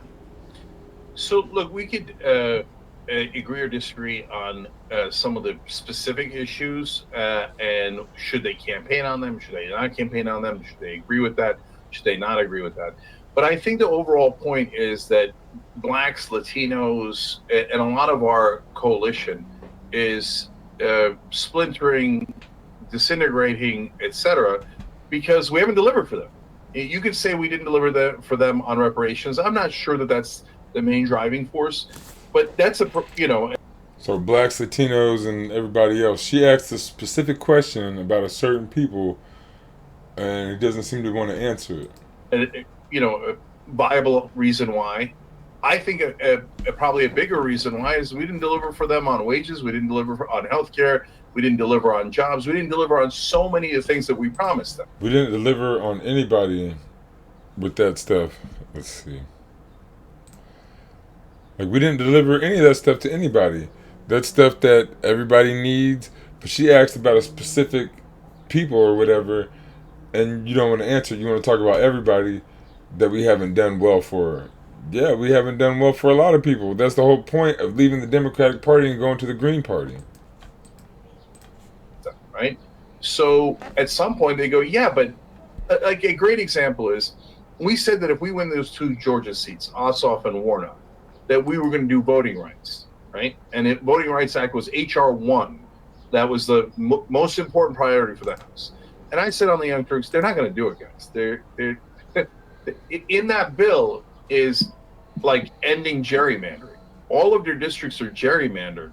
They love gerrymandering. That's what got them into power, right? And then Clyburn famously gerrymandered South Carolina to help Republicans have an extra seat just so he can keep his seat, right? And so Democrats are so much different than Republicans. Why? Because? And Jim Clyburn is the one who Barack Obama got to help to beat Bernie Sanders in 2020. They would rather have Donald Trump than a left-wing Bernie Sanders, or a kind of left-wing Bernie Sanders. They don't want anybody on the left at all. What is the point of Cenk Uygur trying to sheep herd you to the Democratic Party so that the Green Party, the DSA, and any third party can't get any power, can't grow?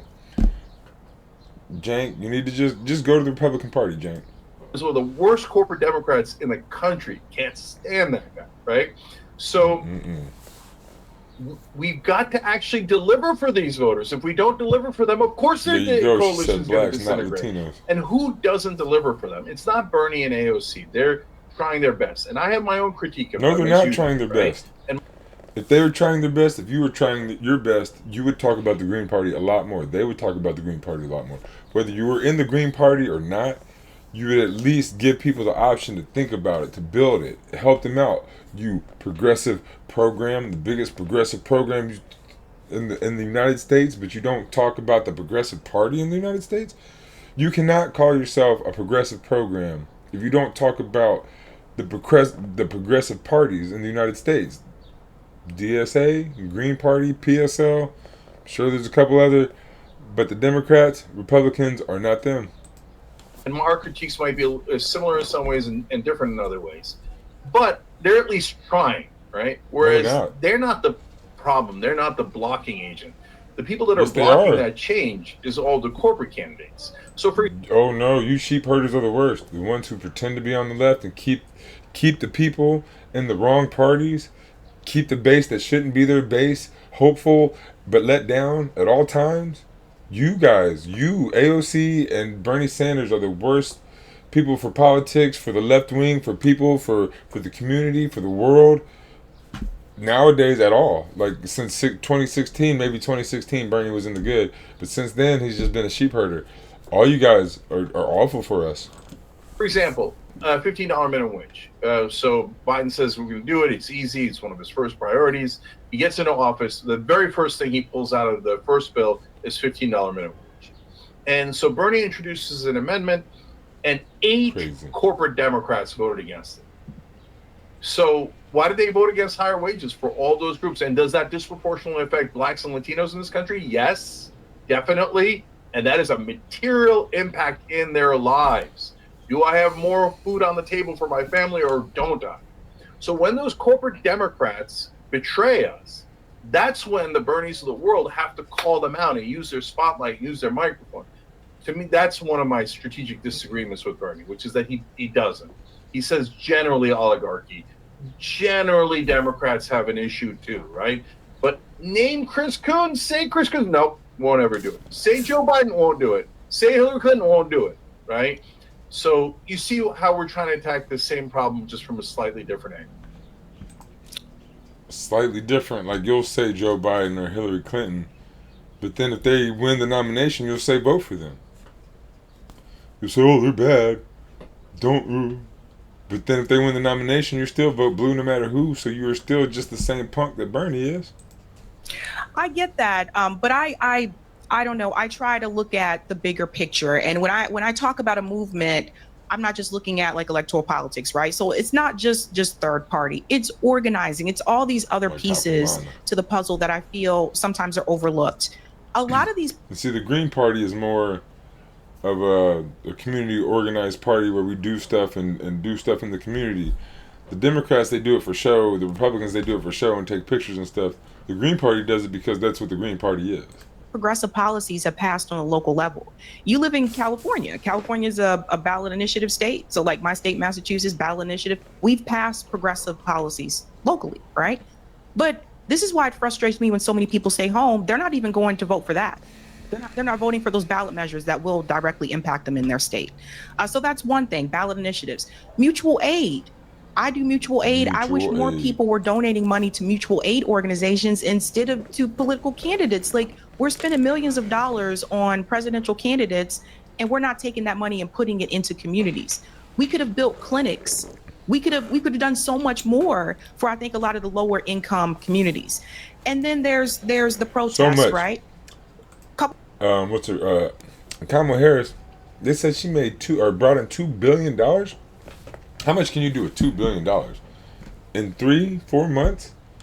That's a whole lot of money, man. Like, you could have built out schools, clinics, food forests, food farms, all kinds of things, but you wasted it on ads and lost an election when you could have helped people. But no, you'd rather not. A couple years ago, we had marches for Medicare for All in the U.S. in over 50 cities in the U.S. And I got to tell you, even back then, it was frustrating because a lot of the large left media wouldn't even allow the organizers to come on to promote it. I didn't understand because Biden was president. I don't know, but I thought we all agreed on Medicare for all. That's another thing. So we need people like you. We need people like you guys are way bigger than us. Okay, so we need people like you. We need people like even like Majority Report. All these people. When these actions take place, we need those channels to promote it. Now those marches were great, but we could have had more people. And then some people said they didn't know. Cori Bush was the. But same with the parties. We need you, Cenk Uygur, and Majority Report, and Secular Talk, and Humanist Report to talk about the Green Party, to bring Green Party candidates on, and go out there and search out Green Party candidates. We have way less money than the Democrats, and the Democrats are going to go around spending money and getting on shows and advertising and things like that. The Greens have a little less money. Now, if you guys bring the Green Party on your show, we get more pub and publicity, and then we can get some more money. But if you guys don't bring us on you are the ones that are supposed to be the left wing, the ones that are supposed to be for the people, and we are a people-powered party. But you don't talk about us. The only squad member who came to the March for Medicare for All. She was the only one. All of them were contacted. So they can't just fight when Republicans are in power. They also have to fight when Democrats are in power too. So I want to get your perspective there about organizing, because I feel like I keep hearing people say we have to organize. We did. We organized the marches for Medicare for All. We organized, obviously, the pro-Palestinian protests, which are still happening. And I know you're not a fan of this one, but also Force the Vote. We've been organizing for 10 years, but it's the politicians that are not showing up. Sold out on that. Yeah. Look, Force the Vote was just off by a little bit. It just jumped the gun. It was strategic. I disagreed with it strategically, but not in terms of its goals, right? So that is so stupid. I'm financially conservative and socially liberal. What? You agree with it, but the timing was bad. Shut up, Cenk. And the same with the marches. I love the marches. I love the goals. I want to take those goals and strategies and turn them into practical wins, so we could actually get these policies that we've been fighting for. So you put people into the Democratic Party who don't want none of those goals, who will kill all that stuff and squash that shit. You're a total liar, and you know you are. If you wanted these goals done, you have the ability to build the Green Party. Because of channels like you is why the DSA, Green Party, and PSL aren't getting filled, because left-wingers are getting these hopeful dreams that the one less evil party, we can turn it into a good party. We can't. And you're lying to us, and you're hurting America, and you're hurting the world, Cenk. You're actually halting the world's progress by pumping Democrats that don't do any much different than Republicans. For decade after decade, right? So decade after decade. You say you're small and we're big, and I hear you, but I'm here and I'm doing this because we need the small, the big, the far left, and the middle left, and the independents, and we need all of it to pass Medicare for all. That is going to be extremely difficult. So the center right, and far right aren't going to pass Medicare for all. They showed us that. We need the center left, and far left. We're the ones who care about Medicare for all. If you can't get the far right to vote for Medicare for all because they don't want it, they want a privatized. What do you call it? Privatized. They want a privatized healthcare system because money sets up a system better than people's feelings do. And we've got to build a very large coalition to do that. So what I want people to do is support, like your show doesn't agree with my show on a couple of different things that we discuss here. So what? People should subscribe to your show. People should subscribe to the Young Turks. They should subscribe to all these shows and listen to these shows. My show too. And and hold them accountable on things like our that. show. So what have the Young Turks done over the last 20 years, right? We're the oldest show in internet history. We're the first YouTubers. And so we built this platform where we featured hundreds of progressive candidates, hundreds of progressive organizations. And then we created dozens and dozens, it might be up to 100 now, of progressive hosts that have gone on to do different things. And they have done all this. And had you done it in the Green Party, you would have had it. You would have built a foundation out and have something to show for it. You put it in a party that just pushes your Jenga blocks over. You're just putting Jenga blocks up. The Democratic Party is just knocking them down, knocking them down. The Green Party would have cemented those blocks in place. You're just doing it all wrong, Cenk.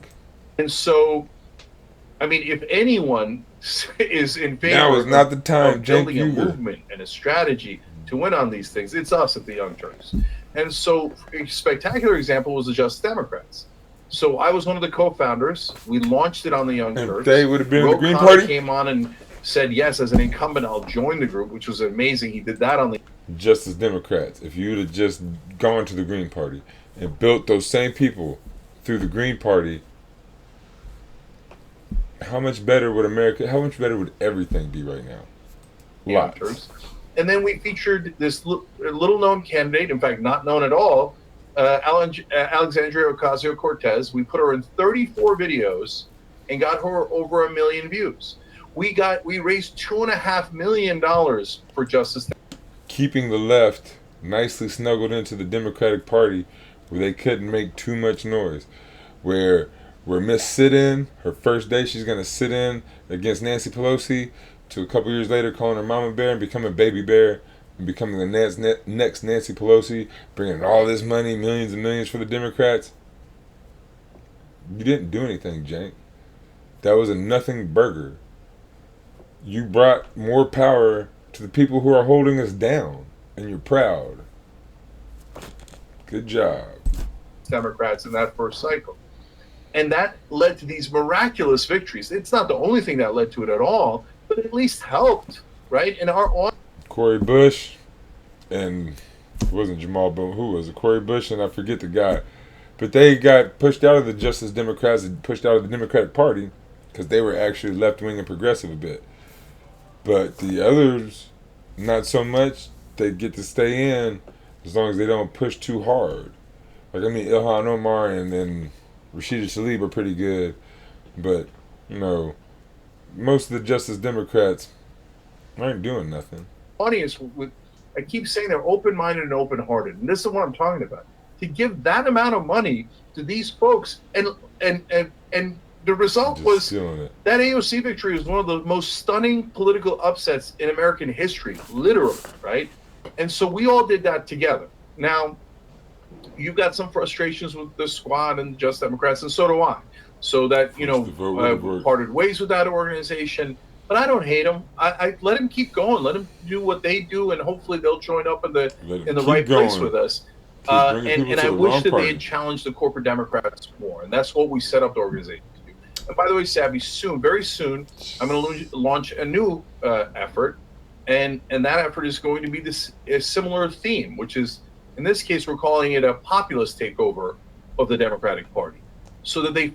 This is like a parfait of bullshit. What do you... Just all these different layers of... Are you Shrek, Cenk? Like, are you serious? Ogres have layers, dude. You're just layering in these ways to just mess with the people and keep them layered into the Democratic Party in a way. I don't even understand. Like, you're going to start another Justice Democrats. Why not be a leftist? If you say you're a leftist, a progressive, why not go to the Green Party, DSA? Why try to change a center-right, center-conservative party that you know you can't change? You're going to fill it with some good people who will either turn them or just kick them out. It's nonsense, Cenk. Finally do all the things that we're talking about here. Deliver for the average person, higher wages, better health care, end the wars, get money out of politics. Insanity, talking about doing the same thing over and over and over and over, expecting a different result, but doing it the same way. It's not going to happen within the Democratic Party, my guy. So probably my biggest frustration with the Just Democrats in the past was the number one issue is corruption, money in politics. You all should have focused on that like a laser beam. Instead, they didn't focus on it at all. At all. Why? Because it would offend their beloved colleagues. So this new group is going to have an attitude of, no, we're doing a takeover. And yes, that will offend some of your colleagues. We've got to win the Democratic Party back to what it's supposed to be, serving the average person. Do you know what's really fun? Talking about winning the Democratic Party back to what it's supposed to be. It is what it's supposed to be. It is a corporate party that works for corporations and cares about the corporations. They do not care about us, the people. You know this, Cenk. Don't act like you don't. So this is so similar to Justice Democrats. Yeah, this will be a new effort similar to Justice Democrats. New boss, same as the old boss. New sheep herder, same as the old sheep herder. We're just going to get as many left wingers and just keep dangling some sparkly things in front of them, tell them to go to the Democratic Party. Please stop. Please, if you are a people person, you can't keep doing this, man. Come to the Green Party, go to DSA, let's build this left wing coalition. Cenk is not on your side. Not at all. But this time, I think the Democratic Party is ready for it. So last time we won some spectacular victories, but we couldn't take over the whole party with Bernie or any other of our, side progressive candidates winning. But this time, I think a progressive populist candidate can win the 2028 primary. But what we got to show you, like we did last time, is can we get electoral victories in 2026? Can we win in red districts, purple districts, blue districts? Can we win everywhere? And that gives you the leverage to be able to win. I think the Green Party has a far better chance at winning in red and purple districts than the Democrats do. They'll at least be open to listening to us more.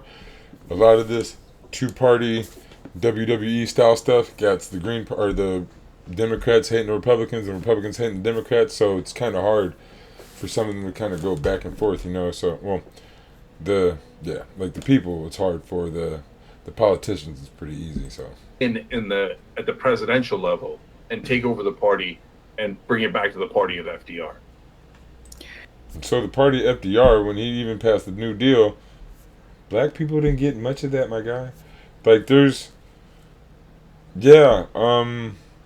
the Democratic Party has never really been a good overall party for all people. Like, it's never been a real left-wing party.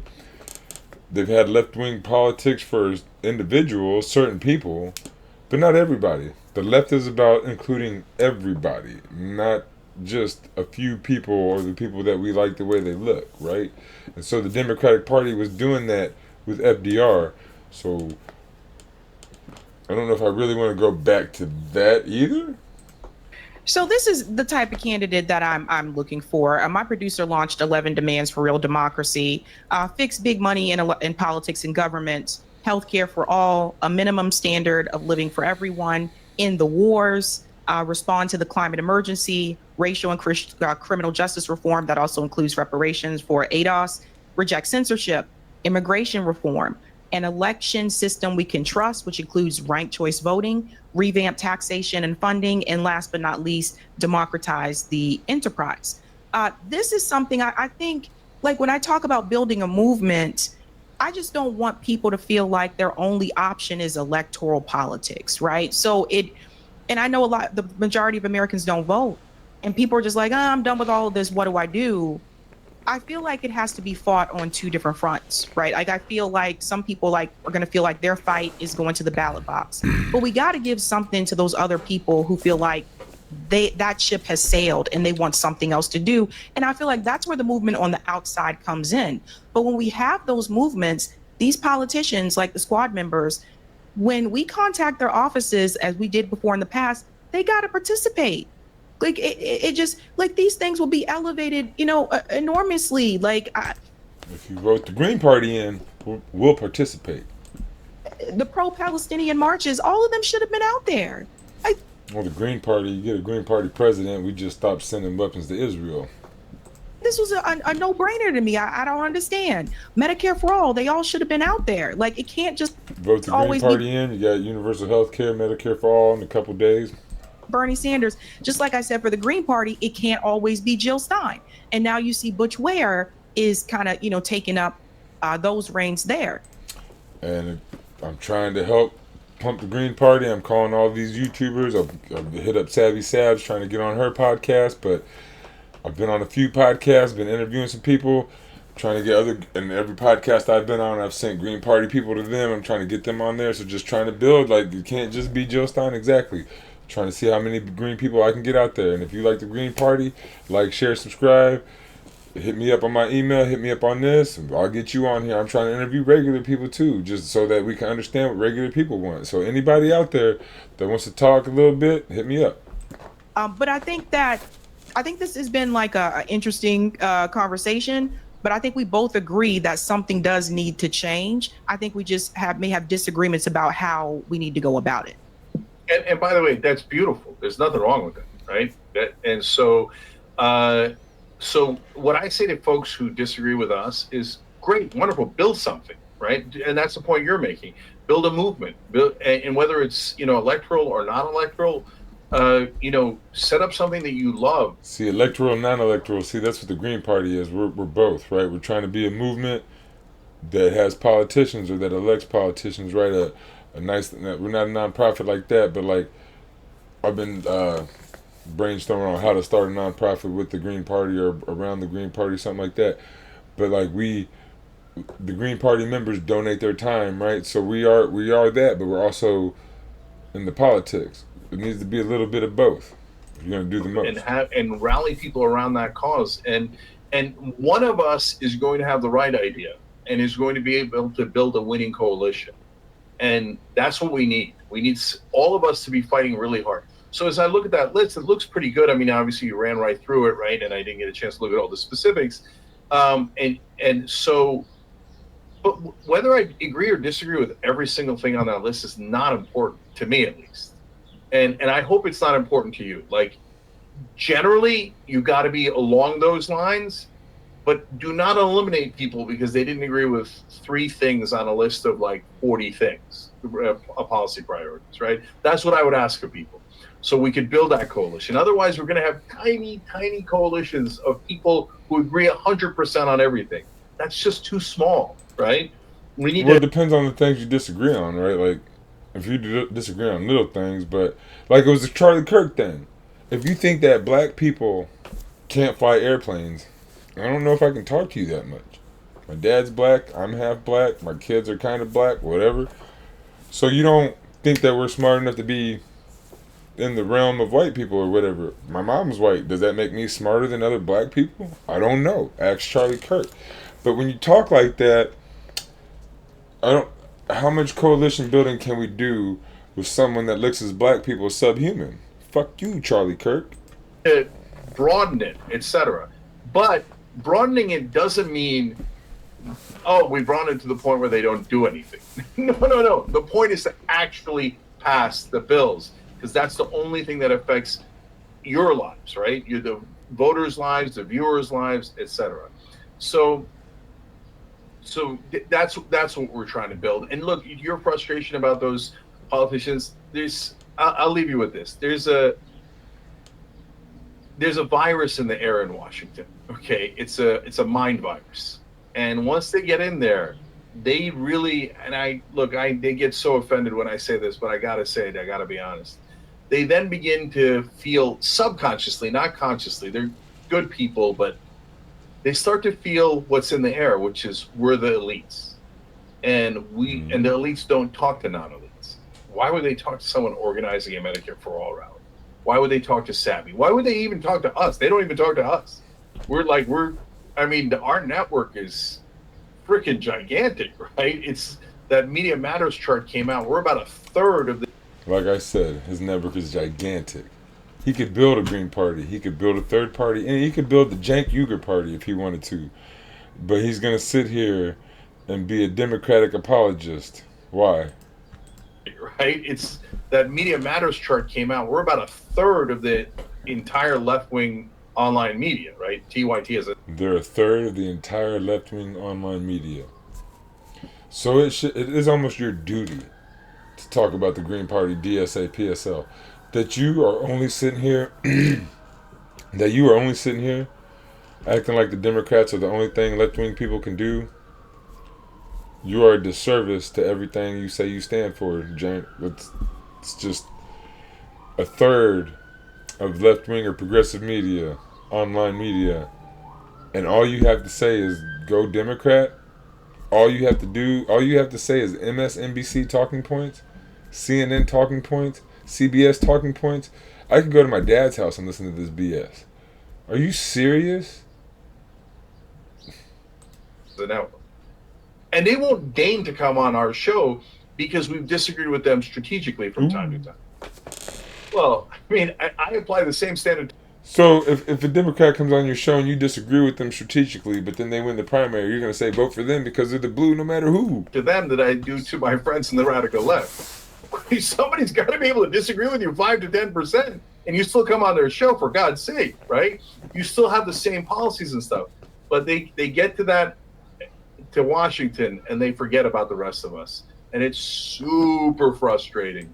And so I share that frustration. It is very few and far between where radical lefties get into Washington. But hey, as Bernie says, the struggle continues.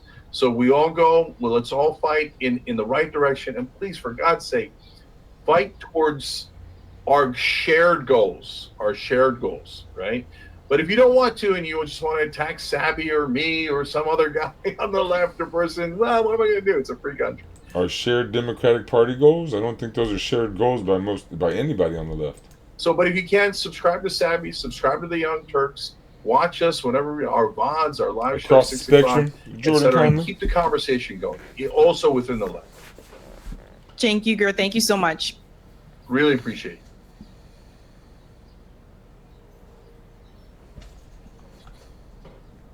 Okay, we're going to keep it going for a second. She sees some of the people Okay, so that was the conversation there, ladies and gentlemen.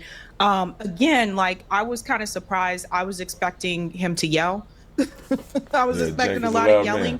But I think it's very clear, and I had to have that conversation because we need to reach more people. And I'm going to tell you guys why. You're going to see when we get to the AOC story. The reality is this, folks. I see people buying into this again. I've already heard people, you guys have got to hear this. I already heard people say that if AOC runs in 2028, which it looks like it's heading in that direction, that they're going to vote for her, that's who they would support. She already raised a lot of money. I'll get to the story in a sec, but she already raised a lot of money. You don't raise that kind of money when you're in a safe district. You raise millions of dollars like that if you're considering pursuing some type of a presidential run. And I'll get into that more. But the reality is, folks, look, we already know what the DNC is going to do. We already know that the DNC is not going to allow her to be the nominee. And once again, millions of dollars would have gone to a candidate. I don't know if the DNC won't allow her because I think she's kind of changed. But they might not. But I see what she's saying. She's gonna sheep herd and all this money and give it to the DNC, and it's gonna go to the corporate candidate. But I kind of feel like she's becoming a corporate candidate herself. Instead of going to mutual aid, instead of going to organizing, instead of going into communities that need that money, and like all the money that they bring in every year, every couple years, every 4 years, millions to billions of dollars. If this went to communities, you could just straight hand it to the people of poor communities or underprivileged communities, and they would be better off. The entire world would be better off. And can have it directly. That's the problem with all of this. That's the problem that I have. And then we'll get into some specifics as well about AOC as well, because I don't trust her, and I don't think you should either. Yeah, no, so hopefully that does reach more people. Maybe there are some people out there that watch TYT that kind of been questioning things, maybe kind of feel a little bit like, I don't know if this is really working out, like the way we've been doing things. Maybe they've been feeling that way and didn't know if like other people are feeling that way too. They need to know there's other things that you can do. Rome, I think, has inspired a lot of people. Had it not been for Rome, my comrade at Revolutionary Blackout Network, Rome got a lot of people into mutual aid. You guys realize that? Do you guys realize how many people have reached out to me and to Rome and have told you the next story? Lana said, I predict Cenk gonna yell and get all red face. I thought he was gonna yell too. No yelling. Thank you, JB. Good evening, all. What's up, my comrade JB? Shout out to Charles L. Thompson Jr. for becoming a Sabby member. Give Charles a big whoop whoop. Thank you, Saz. Love you, Sabby. Wish you would debate Vaush or Hassanabi. I bet you'd convert so many of their audience to RBN and your show. Shout out to Vietnam, who just gifted 1 Sabby membership. Thank you, Charlie Mack, for the fire and love. Thank you, Chris. $5 for doing the damn thing. Hope everyone has a great night. Thank you, Chris. Thank you, Simply Anthony. I thought she had better comments. I don't know. Maybe they get better after they go. I'm gonna leave a link in the description below. But yeah, good conversation. I like it. Cenk is kind of center right. Sabby's on the left. They're just sheep herding you guys to the Democratic Party. If you are a universal health care, higher minimum wage, people person type of deal, you need to go to the Green Party, DSA, PSL. If you're on the right, look at the Libertarian Party. Don't let Cenk Uygur, any of these Majority Report, Kyle Kalinske, AOC, Bernie Sanders, don't let none of these people sheep herd you into the Democratic Party. And keep coming back to Across the Spectrum.